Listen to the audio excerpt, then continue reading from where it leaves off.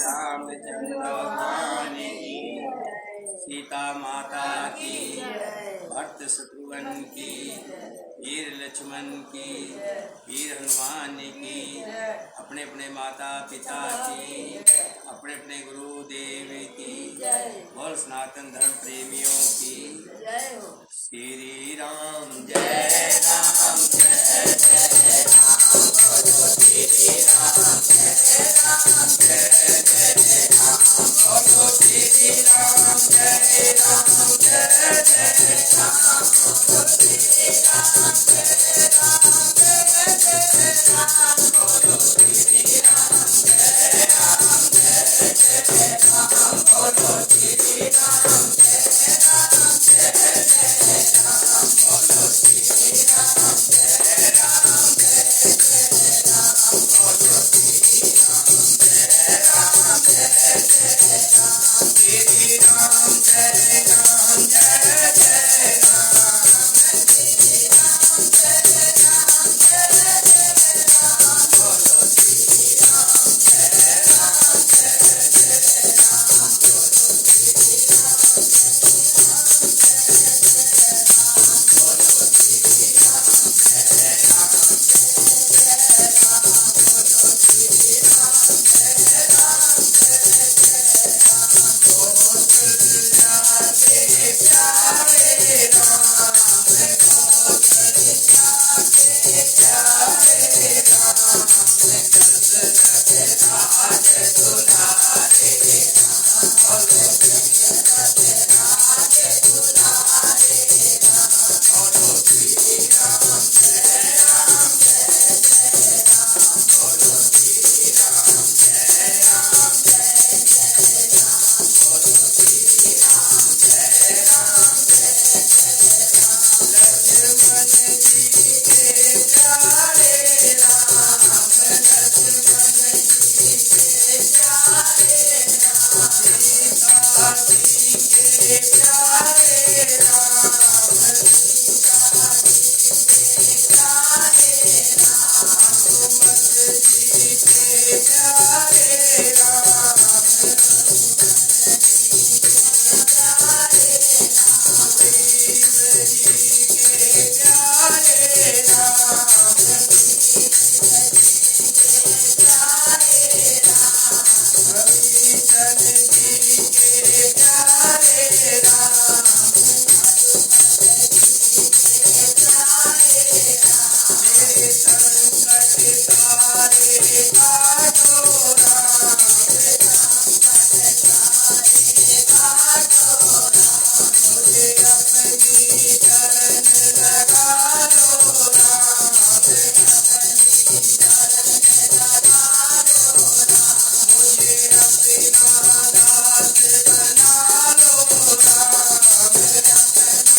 दास बना लो राम, बोलो श्री राम जय राम जय जय राम, बोलो श्री राम जय राम जय जय राम, बोलो श्री राम जय राम जय जय राम, बोलो श्री राम जय राम जय जय राम, बोलो श्री राम जय राम जय जय राम, बोलो श्री राम जय राम जय जय राम, बोलो श्री राम जय राम जय जय राम, बोलो श्री राम जय राम जय जय राम, बोलो श्री राम जय राम जय जय राम, बोलो श्री राम जय राम जय जय राम,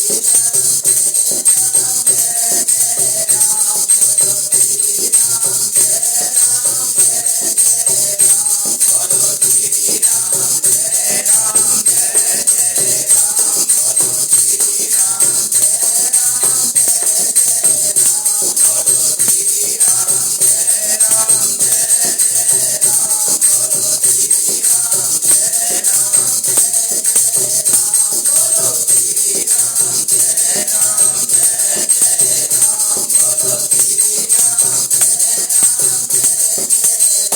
बोलिए सियावती रामचंद्र भगवान की जय। दुष्ट रावण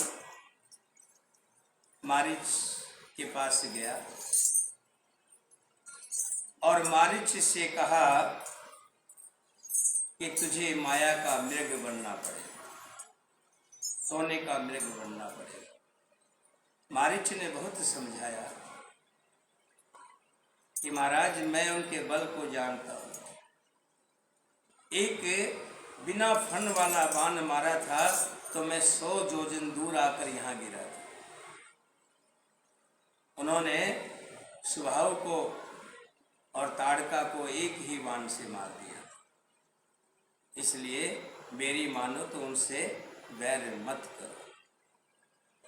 लेकिन रावण ने तलवार निकाल ली और कहने लगा अगर मेरी बात नहीं मानेगा तो मैं तुझे तलवार से अभी खत्म कर दूं।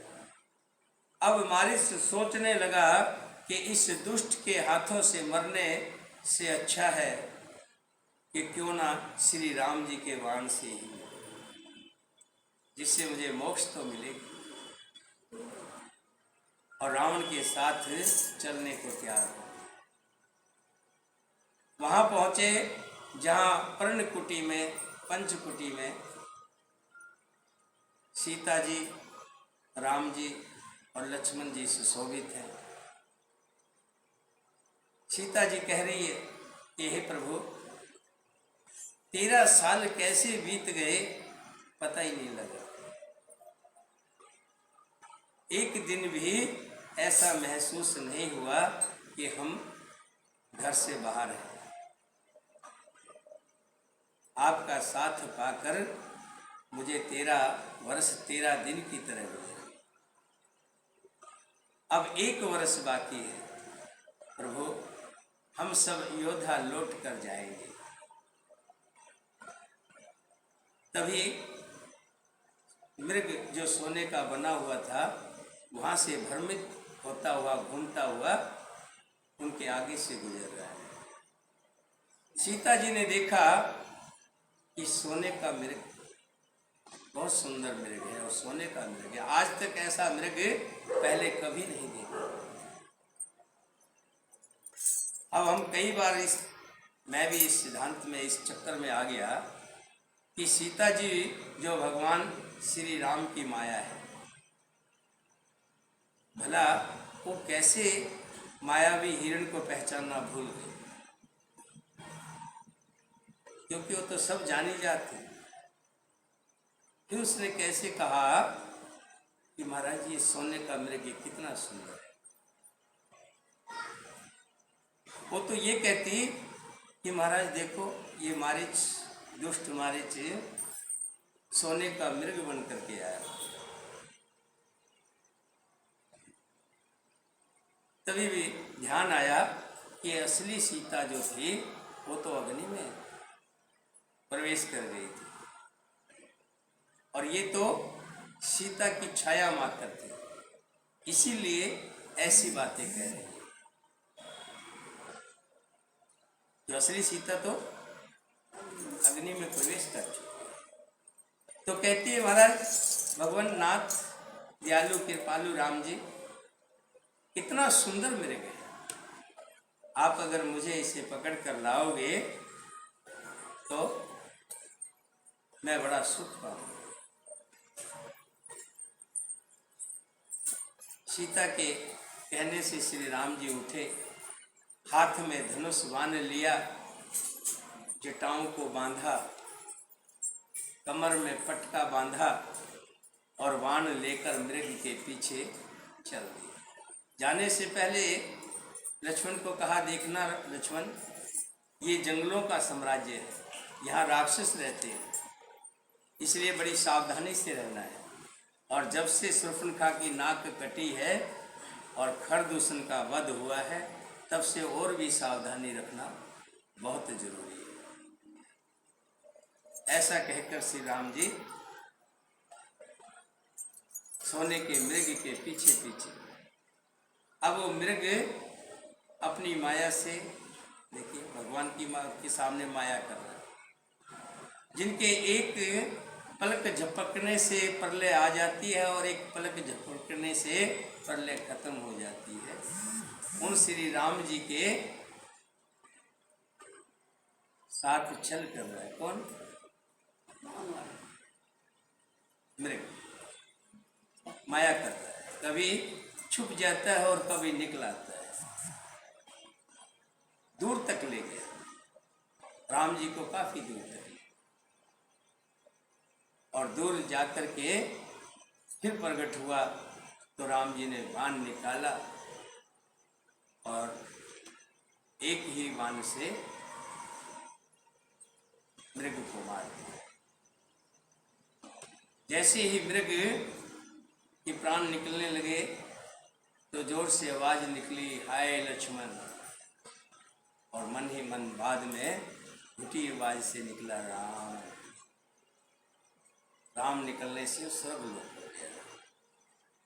और जो तेज आवाज लक्ष्मण के नाम से निकली थी, जिसे सुनकर लक्ष्मण, सीता जी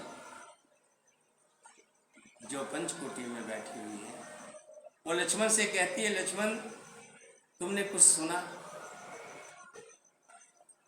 लक्ष्मण कहता है, हे माते सुना तो है, लेकिन जो सुना वो सच नहीं है। सीता कहने लगी, तुम्हारे भाई पर कष्ट है, वो तुम्हें पुकार रहा है। लक्ष्मण जी हंस कर कहते हैं, हे माते, जो संसार के कष्टों को हरते हैं, क्या भला उनके ऊपर कभी कष्ट आ सकता है? सीता जी कुछ भला बुरा कहती है, जिसे सुनकर लक्ष्मण का हृदय दुखी होता है, कांपता है, और एक रेखा बना करके कुटिया से चला जाता है और कहता है, देखना माते, ये लक्ष्मण रेखा है, इसको पार मत कीजिएगा। और जैसे ही दोनों भाई मिलते हैं तो राम पूछता है, तुम लक्ष्मण सीता को किसके हवाले छोड़कर आए? लक्ष्मण कहता, भाई आपके आवाज आई थी, आपने मुझे पुकारा था। राम समझ गया ये सब वही माया का खेल है, और दोनों भाई वहां से चलते हैं और कुटिया की तरफ। उधर सीता को पर्णकुटी में देखकर साधु का भेष बना के रावण जाता है। अलख निरंजन का आवाज गुंजित करता है, अंदर से माता सीता आती है और फल फूल कंद मूल जो भी था लेकर के कहती है, महात्मा ये भिक्षा लीजिए। रावण जैसे ही अंदर कदम रखता है, तभी रेखा में से अग्नि प्रज्वलित होती है। समझ जाता है कि अगर तू अग्नि इसके अंदर प्रवेश किया तो भस्म हो जाएगा। ये लक्ष्मण रेखा है। कहता है, माई अग्नि, आपने भिक्षा देनी है तो मुझे इस रेखा से बाहर आकर के दे। सीता कहती है कि ये लक्ष्मण रेखा है और मुझे मेरे देवर की हिदायत है कि मैं इस रेखा से बाहर नहीं जा सकता, आप अंदर आकर के ही भिक्षा ले लें। रावण कहने लगा, माते हम सन्यासी हैं, हमसे डरने की जरूरत नहीं है, संतों से डरने की जरूरत नहीं है। संत तो हमेशा दूसरों का भला करते हैं, और फिर माते हम बंधी हुई भिक्षा कभी नहीं लेते। अगर आपको देनी है तो भिक्षा बाहर आकर दीजिए, अन्यथा हम यहाँ से जा रहे हैं। जैसे ही रावण वापिस जाने लगा तो सीता जी ने कहा, नहीं महाराज, गृहिणी के ऊपर बड़ा पाप लगता है। अगर कोई द्वार से खाली हाथ जाता है तो गृहिणी को पाप लगता है। जो भी मेरे पास कंद मूल फल है मैं आपको दूंगी, और आप कह रहे हैं कि बंधी हुई भिक्षा की बात है तो मैं बाहर आकर के देखूँगी। जैसे ही बाहर निकलती है, रावण अपने असली रूप में आ जाता है और असली रूप में आकर के सीता को हर लेता है। भाई साहब एक बात कहूँ, जी एक माइक चाहिए, है? माइक चाहिए। हाँ। कब? और अभी छठ पूजा में भजन गाना ले जाना। इसलिए हाँ सोचे सामने निकाल के एक दे दीजिए, घाट पे जाना है। रावण सुना मौका देखकर यति सन्यासी के वेश में सीता जी के समीप आया, जिसके डर से देवता और देखते का इतना डरते हैं कि रात को नींद नहीं आती और दिन में भर पेट अन्न नहीं खाते। 110 शीस स्वान की नाई, इत उत चिते चला भड़ियाई। एमे कुपंथ पग देत खगेसा, रहन तेज तन बुद्धि बल लेसा। तुलसीदास जी कहते हैं जब व्यक्ति कुमार्ग पे जाता है, बुरे रास्ते पे जाता है, तो अंदर का तेज सब खत्म हो जाता है। वही रावण जो बलशाली है, जिसकी भुजाओं के बल से सभी देवता डरते हैं, वही आज छुपा हुआ कुत्ते की भांति डरा हुआ सीता हरने के लिए जा रहा है। नाना विधि कर कथा सुहाई, राजनीति भय प्रीत दिखाई। और रावण ने सीता को बहुत डराया, बहुत धमकाया।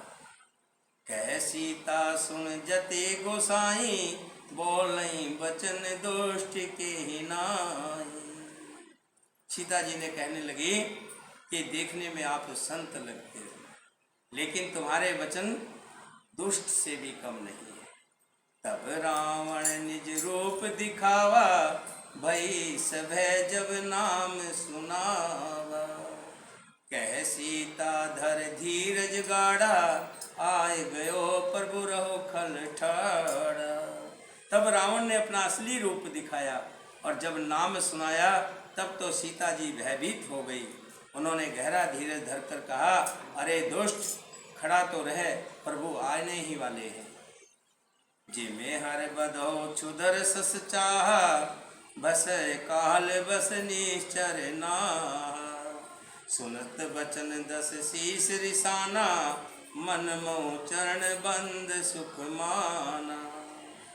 कि तुम सिंह की स्त्री को तुच्छ खरगोश की तरह चाहते हो, वैसे ही अरे राक्षस राज, तू मेरी चाह करके काल के बस हुआ है। ये वचन सुनते ही रावण को क्रोध आ गया, परंतु मन में उसने सीता जी के चरणों की वंदना ही की। तुलसीदास जी लिखते, लेकिन वो जानते हैं कि श्री हरि की पत्नी है तो उनकी माया है। क्रोधवंत तब रावण लेने रथ बिठाए, चला गगन पंथ आतुर, भैरथ हाकिन जाय सिया।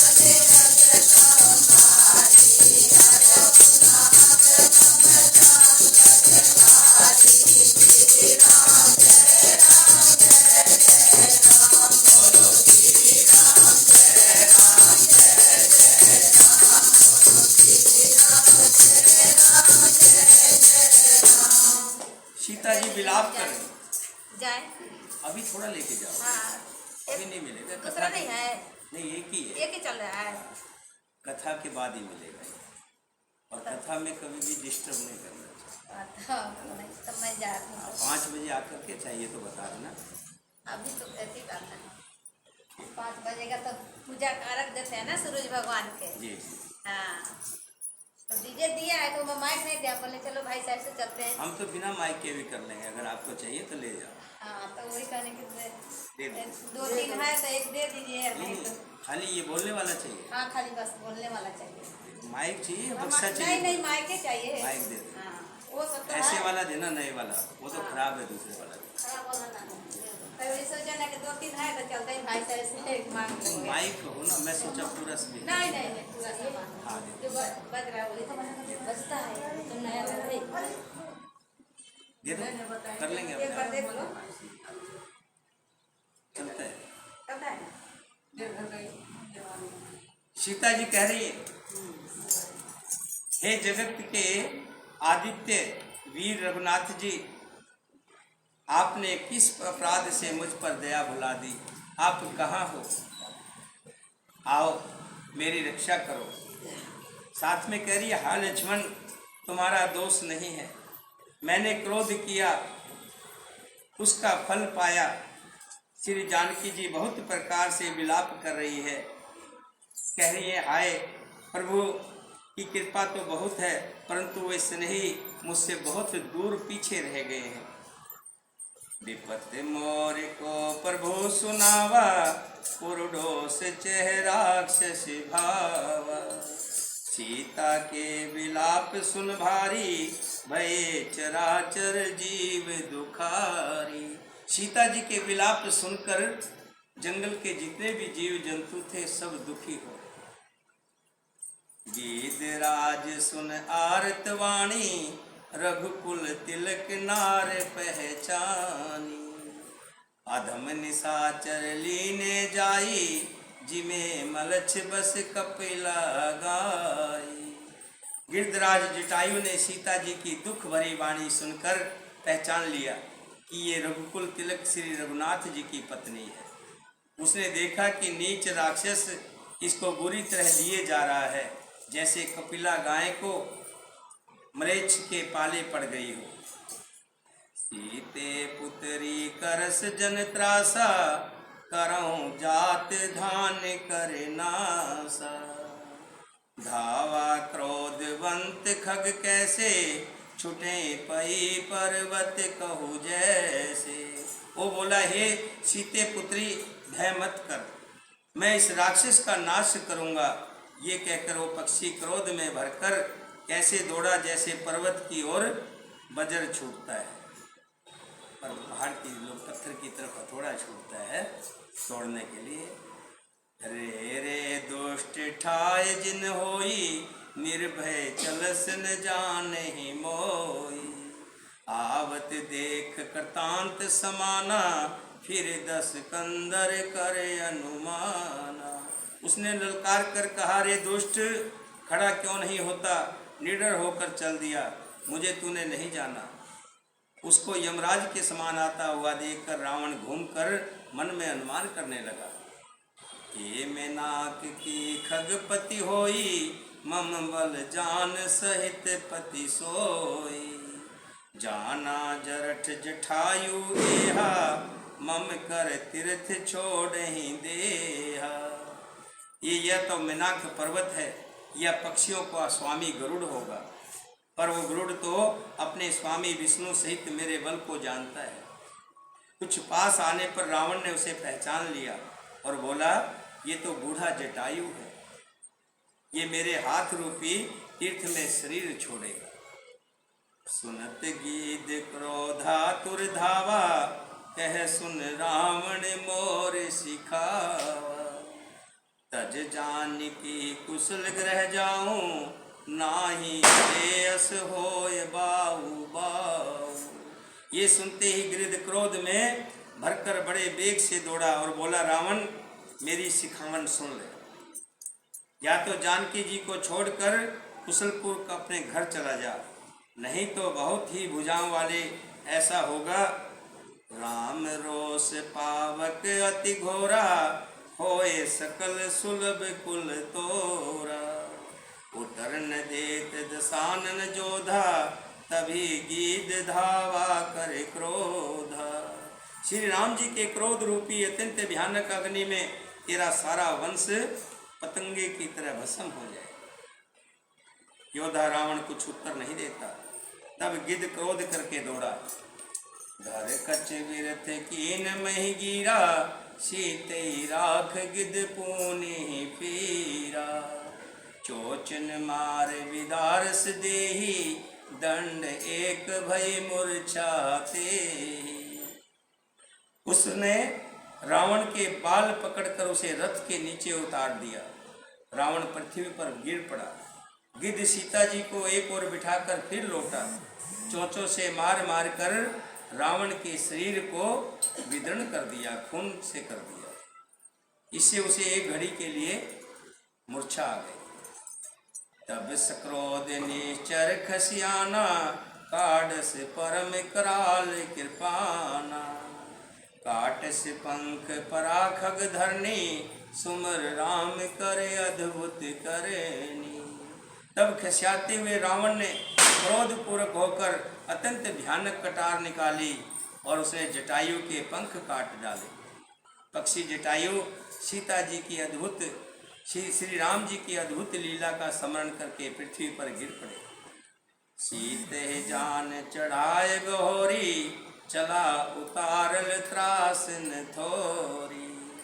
करत विलाप जात नभ सीता, व्याध विवध जन मृग सभीता। सीता जी को फिर रथ पर चढ़ाकर रावण बड़ी उतावली के साथ चला। उसे भय कम नहीं था। सीता जी आकाश में विलाप करती हुई जा रही है, मानो व्याध के वश में पड़ी हुई, जाल में फंसी हुई कोई भयभीत हिरणी हो। गिरिपद बैठ कपिन निहारी, कह हरि नाम दीन पटडारी। एहि विधि सीते सोले गयो, बन अशोक में राखत भयो। पर्वत पर बैठे हुए बंदरों को देखकर सीता जी ने हरि का नाम लेकर वस्त्र और आभूषण डाले। इस प्रकार वो सीता जी को लेकर रावण उन्हें अशोक वन में ले गया और वहां जाकर रख दिया। हार पराखल बहु विधि, भयो और प्रीत दिखाए। तब अशोक पादप तरे, राखस जतन कराए त्यारे।